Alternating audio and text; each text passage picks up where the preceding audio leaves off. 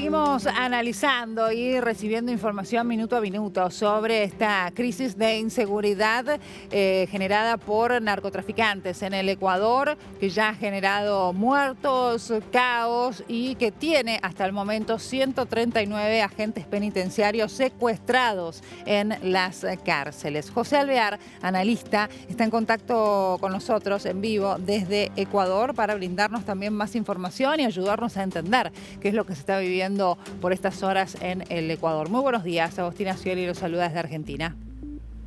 Agostina, muy buenos días. Aquí estoy para contestar cualquier inquietud. Gracias por su tiempo. Bueno, en principio, ¿qué ha llevado a Ecuador, a atravesar la peor crisis de su historia? Bueno, yo creo que esto es una cosecha de lo que sembró el expresidente Correa por allá por el año 2006, cuando empezó recibiendo financiamiento por parte de la FARC, cosa que fue público. Después cerró la base de Manta, que estaba en los Estados Unidos, donde Manta es un puerto estratégico del lado de la costa del Pacífico para controlar todo lo que es el tráfico de drogas. Y por último, pues permitió el libre ingreso de extranjeros sin pasado judicial. Es decir, armó todas las condiciones para que hoy Ecuador esté en manos del narcotráfico y de las bandas terroristas. Después vino el presidente Lasso, que quiso hacer algún tipo de gestión, y cada vez que tuvo crisis bajo la figura de una conmoción interna, lo que hizo fue firmar estados de excepción. Pero cuando usted lo hace bajo conmoción interna, un estado de excepción, bajo una figura de una crisis, siempre esto es liderado por la Policía Nacional. Y la Policía Nacional obviamente lo tenía que hacer bajo la Ley de Seguridad del Estado o la Ley de Uso Progresivo de la Fuerza, que son dos leyes que dejó el correísmo y que tienen amañatadas a las fuerzas del orden y que no les permiten repeler a los terroristas. Viene el presidente Noboa e inteligentemente el 9 de enero del año que está en curso, firma el decreto número 111, Agostina, donde declara que el Ecuador está en un conflicto armado interno o guerra. En ese momento, y haciéndolo de esta manera, inteligentemente, quien pasa a liderar este enfrentamiento son las Fuerzas Armadas, porque estamos en guerra, y declara a estas 22 bandas delincuenciales como terroristas. Claro. Entonces, ahora sí, las Fuerzas Armadas representadas por su ejército tienen el respaldo jurídico para armar una estrategia de guerra y salir a repeler de forma letal con su armamento. La figura bajo la cual la manejó el gobierno de Noboa es la idónea, porque en 24 horas hemos tenido realmente resultados positivos. 329 terroristas entregados a las autoridades, tenemos 5 terroristas abatidos, tenemos 45 personas que estaban secuestradas, recuperadas. Es decir, poco a poco el Ecuador empieza a controlar esta situación que estaba en manos de la delincuencia.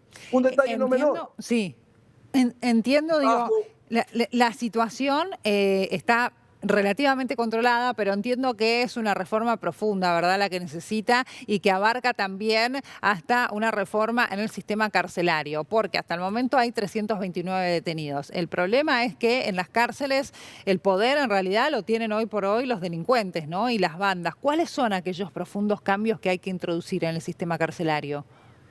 Hay que introducir 2 cambios, Agustín. Primero, en la Constitución tendrá que empezar a contemplarse, y hemos hecho las gestiones del caso, para que en la consulta popular que viene en breve, después de que pasemos esta crisis, se incluya la pregunta de que si queremos tener pena de muerte en caso de sicariatos, en caso de pedofilia y en caso de secuestro. Es hora de que aquellas personas que cruzan la línea y atentan contra los derechos humanos de terceros empiecen a tener miedo y entiendan que en ese momento ellos pierden sus derechos. Y por otro lado, es importante contemplar la figura de la privatización de las cárceles. ¿Por qué? Porque definitivamente el Estado ecuatoriano, primero, no tiene dinero, y segundo, ha demostrado ser un pésimo administrador y un corrupto administrador. Es decir, los señores de la SNAI, porque no es la policía la que administra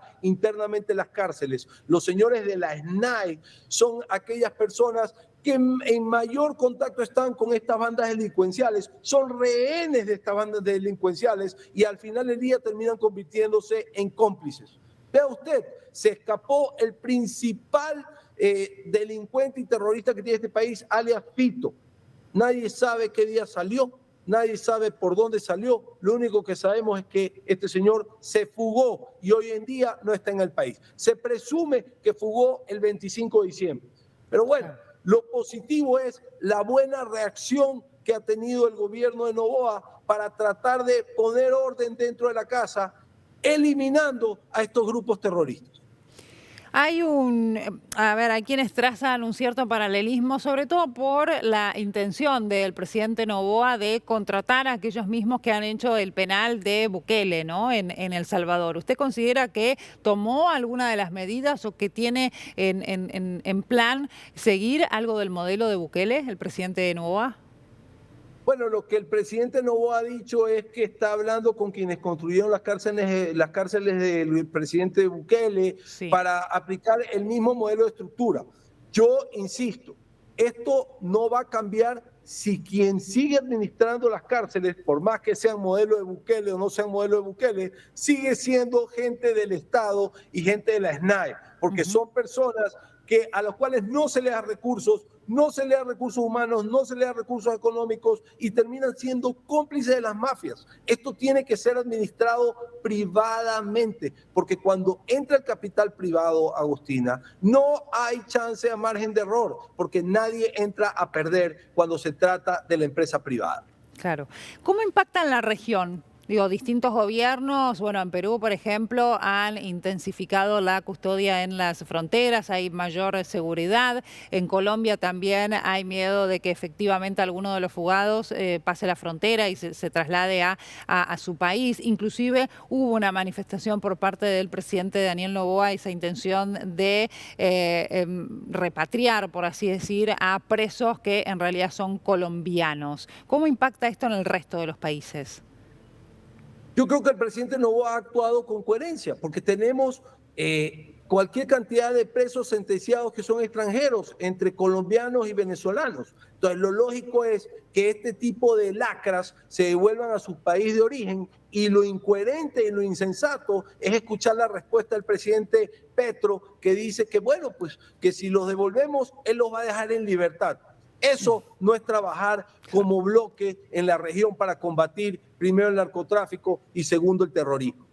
Sin dudas, sin dudas. Muchas gracias por este contacto con nosotros, por su análisis. Ha sido muy amable. Muchas gracias, Agustina. Un honor estar con ustedes. Hasta luego. Lo mejor para Ecuador.